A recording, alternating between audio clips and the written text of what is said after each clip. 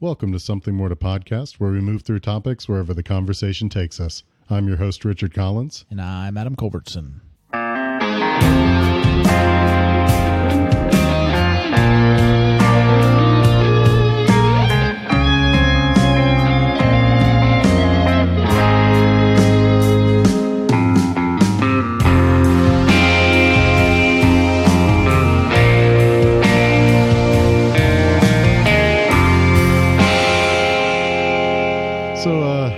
This week we want to address a problem that's, been a problem for a long time, and it feels like it's becoming more and more of a problem as we go on. That, of course, is global warming. Yep.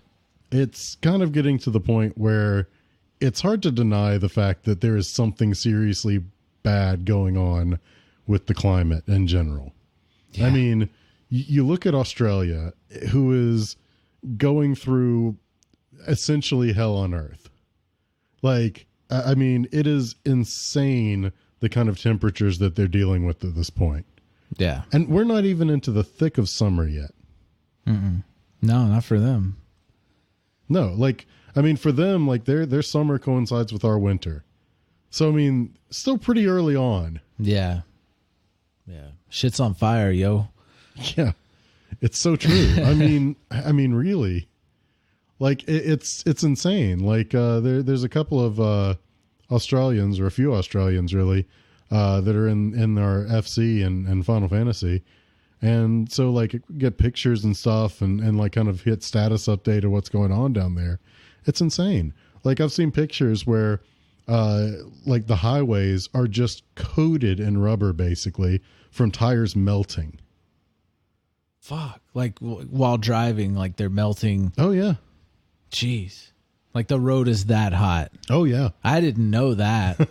I don't get on the FC chat that much. But yeah, I mean, it is crazy. And I mean, obviously it's not quite to that degree everywhere in Australia, but I mean, it's really hot everywhere. And in certain parts, like especially toward the middle sections, it is insanely hot. Yeah. Like, I remember seeing one of those heat index maps of it, and it's just, like, ridiculous, like, how fucking hot it is. And it's killing off. They're probably the biggest main source of income for the country. Its top export is livestock. Yeah. Oh, yeah. Like, cattle. Their bulls are getting sterilized because their testicles are getting so hot. Like, what the hell? Yeah, and you can't say that that's natural. Yeah. Like, that's not normal. You can't just say, oh, it's just weather. Like, global warming's not real, it's just weather. No. Has this ever happened before? No. I mean, not to this extent. It's possible, but we're talking like prior to our written records of weather. Yeah. Which go back decently far. Yeah. Like, I want to say somebody was like, oh, well, there was a heat wave and blah, blah, blah this time. And they're like, it never got this hot. Like, this is an extraordinarily high amount of difference between that heat wave and this heat wave. Oh, absolutely. I mean, and it's not even just the fact that things like this are happening. Things like this are happening consistently all over the world. Yeah. Like, maybe not to this degree. I mean, this is a pretty extreme example. Yeah. But, I mean, this kind of stuff is happening everywhere. And you can't just say, oh, well, yeah, it's just a coincidence. It's just weather. It's just weather, man. Yeah, I mean, it's just, at a certain point, like, you have to be able to take a look at this and go, okay, something's not right here. Yeah. Their livestock is, like, mass aborting the pregnant mares and I don't know what to call sheep and pigs, but like the sheep, pigs, and cows, they're aborting. Yeah, they're aborting their babies because it's so hot. Like, heat is the reason it's happening. Like, where have you ever heard of like mass abortions from heat? Yeah, I mean, that's ridiculous. I've never heard of that before. And why would you have? I mean, it's just like, that's silly almost. But this is the kind of stuff we deal with these days. Like, this is the kind of stuff that people in power in this country would have you believe is all just some kind of hoax. Yeah. Oh, it's just weather. Like that's all I ever fucking hear from the other side is that, oh, it's just weather. Don't worry about it. Don't worry too much about it. They're just freaking out, but it's just weather. And you know what? I'll go this way then with it. It doesn't really even matter whether it's human caused or not. Like, that is irrelevant here. Yeah. It is still a problem, and it still needs to be addressed. Yeah. God, I was looking at what a future map, like a future prediction of the map, which surprisingly, the predictions for global warming and how bad it's going to be, it's worse than they predicted already. Like the changes in temperatures are already worse. I remember seeing back whenever Europe was on fire this past summer. Yeah. By the way, sorry to interject. No problem. I know that the listeners can't really see this, but here's that picture that I was talking about. Oh God, tires just melting on the road. Yeah, there's just a strip of black rubber shining on the road. Damn. Mm-hmm. And it covers the whole road, like the whole of the whole length of the road that you can see. Yeah. And I mean, I'm not saying the tire necessarily came off, but it's probably bald. Yeah. And that has to be from multiple cars. Oh yeah, absolutely. Like for there to be that much rubber. But what I was saying was, I remember back this past summer, our summer, when Europe was on fire. Yeah. Their predictions for what the temperature was this year in Europe was their predictions for 2030. Jeez. What's going on now is what they predicted for 2030. It's going faster than the experts even thought it was going to be.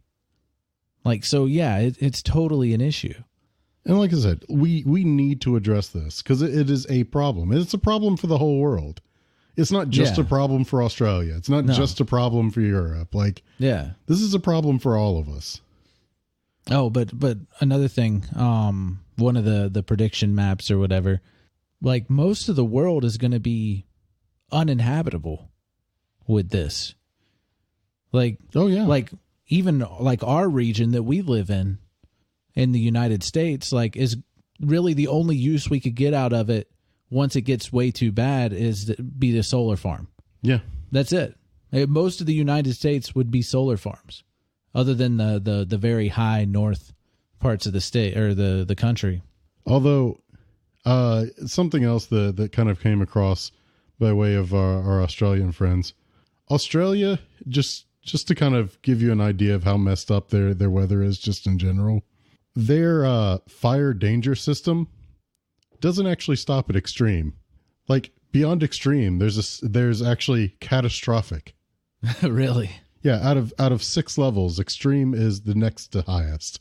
Catastrophic is the highest. Wow. And high is the second lowest. Low to moderate, high, very high, severe, extreme, catastrophic. I'm guessing they're in catastrophic. Yeah, at least in large portions. Yeah. Like it is just insane. Especially if you start looking at like heat maps of the world, like current. Yeah. Like it's ridiculous. It really is. And it's not hard to find these things either. No, yeah. Just look it up. We're giving you the keywords.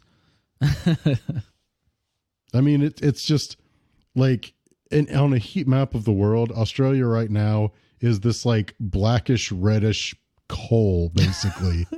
Yeah. Fuck, man. Like, I can't even imagine.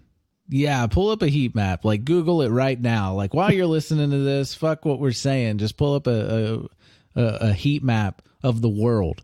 The entire world. Just pull up a heat map and look at that shit. It's fucking crazy. I mean, it is insanely hot in Australia at this point. Oh, blackish, reddish coal. I'm not laughing. I mean, people are suffering from this. Like, I'm not laughing at that at their expense. I'm just like laughing at the ridiculousness of people not believing that this is an issue. Right. And like I said, I don't even care like what you think about like if it's man induced or not. Like it doesn't even matter if it is or not. It's a problem and we need to fix it. Yeah. And if it's doing it on its own, like if the world is doing this on its own and what we're doing is contributing to it or speeding it up or anything like that, like maybe we should fucking help it out a little, help the world out a little bit. Even if we aren't doing anything to contribute to it at all and it's happening, we need to do something to slow it down or reverse it. Yeah. Like, I mean, if you think about things, like in the scheme of things, we happen to be on this planet that is in this perfect window of distance to the sun to be like just in that range that's inhabitable. And we developed to exist in this range. If we go too far outside of that range, it becomes uninhabitable. Yeah. Like there are probably a handful of different animals or plants that might even be able to survive a significantly higher temperature. Yeah. But humans aren't one of them. No. Like we're gonna have to adapt. And if we do nothing, we will never adapt. Absolutely. Especially because these days, like our evolution, I feel at least, has been stunted almost completely. Yeah. Like our evolution now is technology. Yes. And as such, we need to use technology to accommodate all of this. Yeah. And we can't just say, oh, well, you know, we just live in buildings for the rest of our lives with air conditioning. Like, that's not a solution. No. Because, I mean, we are printing food now. Like, the technology is there to make food, to make meat from without having a living and that's thing. A good step, because I can't help but feel like the amount of like food animals that we keep is not helping the situation. Yeah. A lot of our beef comes from Australia. Mm-hmm. A lot of our meat. Oh yeah, absolutely. A lot of the world's meat comes from Australia. And so, I mean, in the scheme of things, we really should diminish the amount of like actual livestock that we have in the world. Yeah. That I think is kind of a given, especially when you're talking about like cows. That probably is not helping anything. Concentrated areas of methane. And I don't think that that's all of the problem or really even a significant portion of the problem, but anything that we can do to slow down or stop this. Yeah, it'd be nice. I really think that us being able to, are they like doing cloning technology to make meat?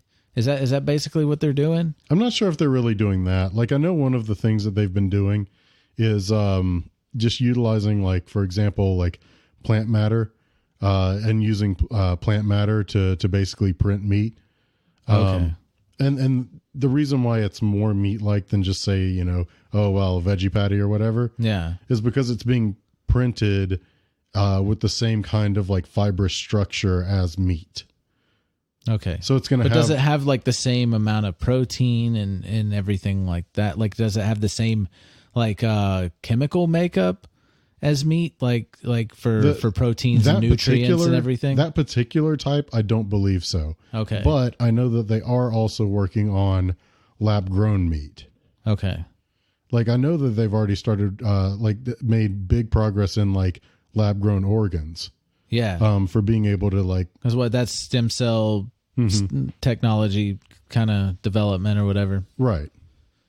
And I mean, at this point, you know, like stem cell, like, you know, for all of the fuss everybody used to create over like stem cell research and how like it was so bad and evil and horrible. You're playing God. But no, like at this point, like we can actually like produce stem cells basically. Like we have a means of producing stem cells without having to harvest them from people. Yeah. It's saving lives. Oh, absolutely. And so, you know, it almost makes you wonder how much further along we would be if people didn't raise such a stink about it. Yeah. But I mean, in either case, like things like that can definitely allow us to, you know, be able to lab grow meat without having to like raise cattle like on huge ranches. Like it opens up a lot more room for other things to go in, for more actual like plant growth to be there. Because I mean, there's no doubt that getting rid of a lot of plant growth has a detrimental effect on the world's ecology as a whole. Mm-hmm. I mean, that's our oxygen comes from plants.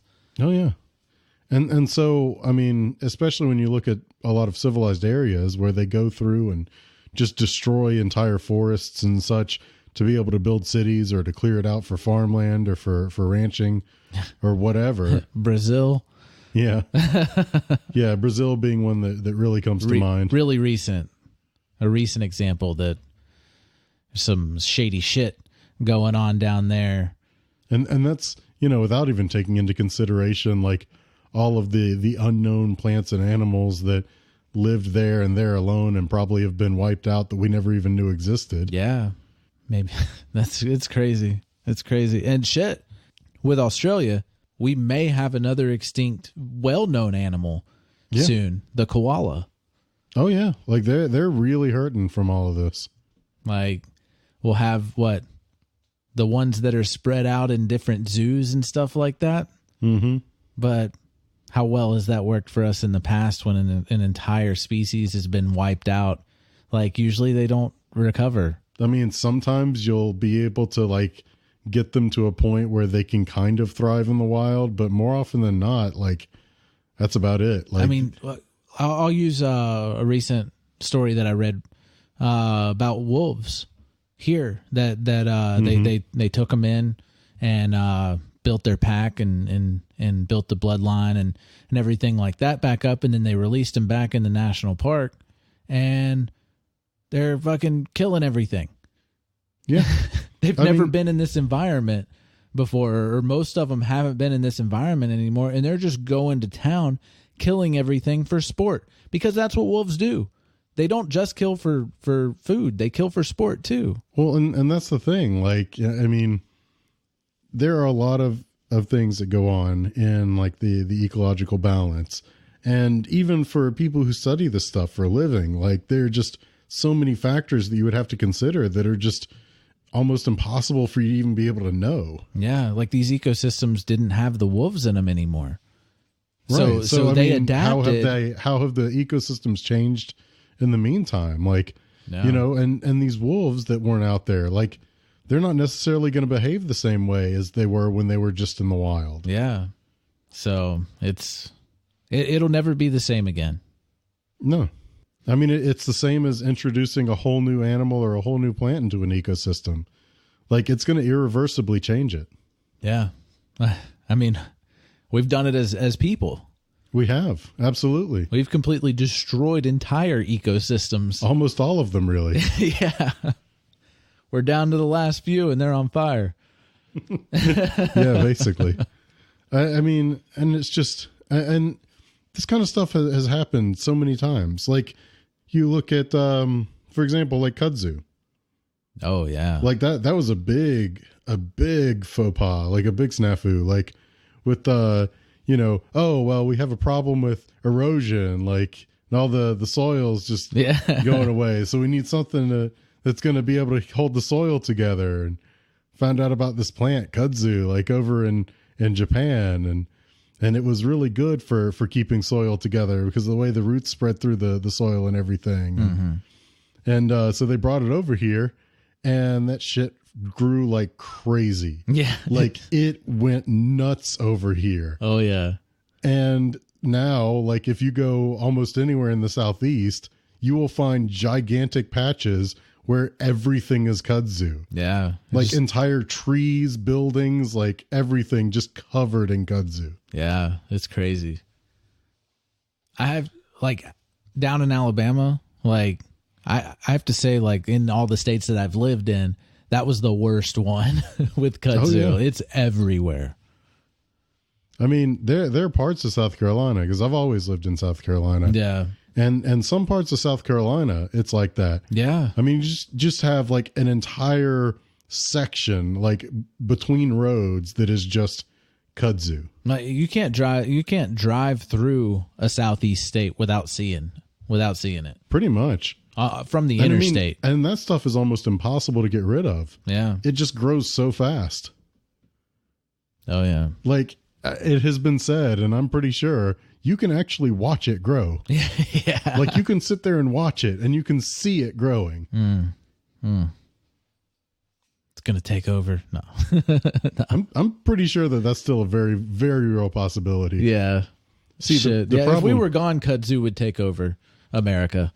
see, the problem is there's no place in the world that grows stuff like the Southeast. Oh yeah. Yeah. So yeah, like, you just take a plant that does moderately well somewhere, stick it down here, and it's going to go crazy. Yeah. Yeah. Why side topic. Why does the Southeast, why do they go and get fucking weed from other states? It grows fucking amazing here. Like, It really does. If you got a spot you could grow it, it grows fucking amazing in the Southeast. And that's why it frustrates me to no end. Like, why does the Southeast have to be like such like Bible beaters and all this other crap? Like, if you would just get over yourselves and legalize weed, you could be at the head of all of it. Yeah. Nobody would grow it as good. Tax the shit out of it and it'll still be cheaper than just getting it illegally. Absolutely. So people are going to fucking buy it and you're going to make a shit ton of money. You're going to get out of the debt for the state. You're going to get out of the debt for all your counties. Everything. Like come on. See, the problem is, if you look at like the economy for like the Southeast as a whole, when people first came over to this country, well, Europeans first came over to this country, like, the South was actually a major hub of commerce. Yeah. Because of farming, because of the produce that we were able to grow. I mean, Charleston was one of the biggest cities in the country at one point. And basically, when stuff started going away from farming and towards industrialization, like, the North basically started taking over the country's economy. Yeah. And that kind of led to a bunch of tensions. It kind of led to, among other things like slavery, the Civil War, because, I mean, granted, slavery was part of the South's economy at that point. Mm-hmm. And like, the South has just never been in a strong economical position after that, except, you know, some places like Charlotte that are kind of making their way in the banking world. Yeah. But no, if you really want like the Southeast to kind of come back up like in economical standing, like, start growing weed. Yeah, all these farms that aren't making shit or all their crops are dying, this shit grows like weeds. It's called weed for a fucking reason. So true. But it's like, no, that right there would turn the economy around. Like, South Carolina would be able to stop just being a tourism state. Yeah. You can still be a tourism state, but we wouldn't just be a tourism state. Yeah. Fuck cotton.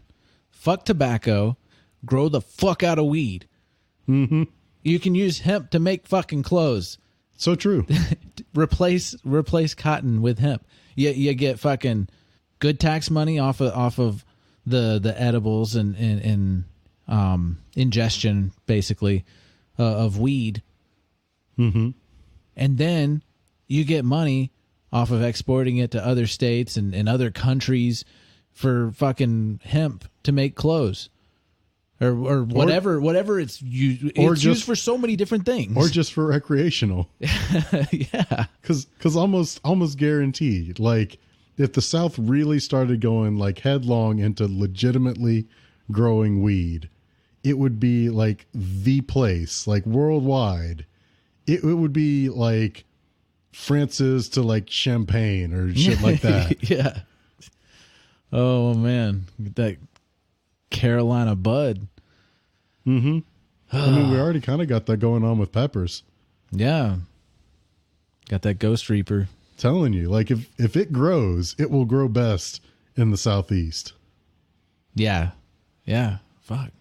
I mean, this was almost all plantation land and stuff like that. Now, it was built on the backs of slaves, which is fucked up. Oh, it's very fucked up. But like, why couldn't they just fucking pay people normal fucking It's employer fucking it's employee? It's all greed. Like, exactly. It is. Because why pay somebody when you don't have to? So they didn't want to, they couldn't turn it around and be like, oh, well, okay, you're free. Like, I want to hire you. Like, they couldn't do that. And they're just like, oh, we're going to go under because they took away our slaves.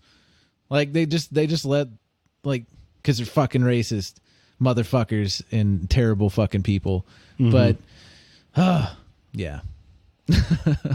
Like, it didn't have to all completely, like, farming didn't have to completely go away. They could have adapted to it like we mentioned earlier. It hasn't completely gone away. No, it hasn't. But just in general, like, farming isn't as profitable as like the industrial sector has been. Yeah, true. I mean, that's kind of, you know, the industrial sector is what led to the boom and like the huge mega, like, rich, like in the early 1900s, like Rockefeller or Carnegie. Yeah. And shit, all these people in the Southeast are like, oh, well, we need to make jobs. We need to make jobs. You fucking have some weed fields and you start mass producing weed. That's going to make a shit ton of jobs. Oh, it will. Good paying jobs. Absolutely. Unless you're going to fuck people over with greed and shit like that, which I'm sure will happen. But I'm sure it's happened in other places too. Anytime money's involved, somebody's going to screw somebody over. Yeah. But, I mean, fuck. It's working in other states like we need it here. And we went from global warming to weed. Sorry about that sidetrack there. That's what we do. Yeah. but no. Yeah. I mean, I don't know. I don't understand how people at this point can still think that global warming is some kind of hoax or fake or, you know, just something that people say to try and manipulate them. I mean, they somehow they think that every scientist in the entire world is in on some kind of conspiracy to tell them that global warming exists. Like, it just doesn't make any sense. Like, yeah. And okay, there might be a couple of weird crackpot scientists out there that don't believe in global warming. Yeah. But the vast majority of them are supposedly in on some kind of crazy conspiracy just to keep everybody in the dark. Well, yeah, but to some end. But these three guys, they agree with me, so I'm gonna trust these three guys over 500 other guys that say something different because it's all a big conspiracy. I mean, it's just like, I tell you what, like, kids growing up to go to school to learn to be a scientist and tell you lies. Yep. That was their plan all along. Fuck those kids in their perfect science projects. They're out to get you with their potato light bulbs. Fuck them. Potato light bulbs. That sounds like free energy. Yeah. Damn communists. Fucking potatoes. Russia. Vodka. Conspiracy. Russia. Damn commies. Communism. Socialism. Hitler. All the same thing, apparently. Yeah. Oh man, liberals. But what can you do? Apparently nothing, because what we do, like, I recycle. I try to keep lights off, and I try to conserve energy as much as I can, and I have a good gas mileage car. Like, we got a truck for towing and stuff like that, but we mostly drive the car. Mm-hmm. Like, we cut a lot of corners and do a lot of extra stuff to try and help out the world. But what me and you and those listening and just regular citizens of this world, ultimately everything that we do really does nothing, because the people that are doing most of the stuff that would compound on what the world itself is doing and everything like that are these major corporations and industrial entities. Yeah. I mean, it's like I would love to tell you that like every little bit helps, but in the scheme of things, it's like trying to fill up an ocean with an eyedropper. Yeah.